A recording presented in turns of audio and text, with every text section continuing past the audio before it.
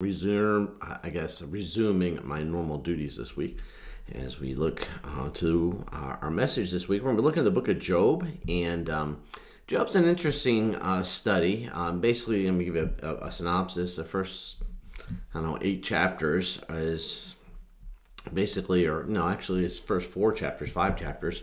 He goes through these calamities in his life. He's a person of integrity. On the earth, there's none greater than him with his integrity that he possesses, walking before God honestly.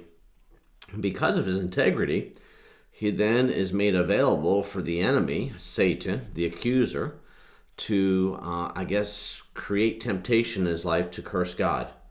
And first, he loses all of his possessions, including his children. And then he didn't curse God then. And then eventually he loses his health. He gets boils and he gets real sick.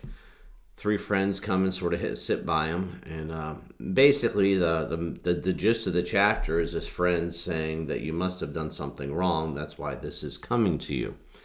But Job says, over and over again, whether in good times or bad times, I give praise to my God. He's my God. He's the God of the good days and the bad days. So how do we handle difficulties when they come our way? Difficulties that, if we're honest about, more often than not, I feel I create my own difficulties. Maybe you don't, but I do. But once in a while, we get what's called the dark night of the soul, maybe a once-in-a-lifetime experience that God's doing and things inside of us that require adversity in our life.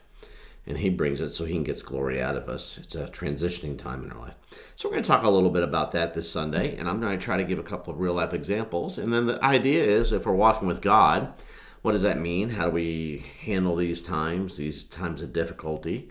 But if we're not walking with God, what about those who don't know Jesus, those who don't have God around? How do they handle that?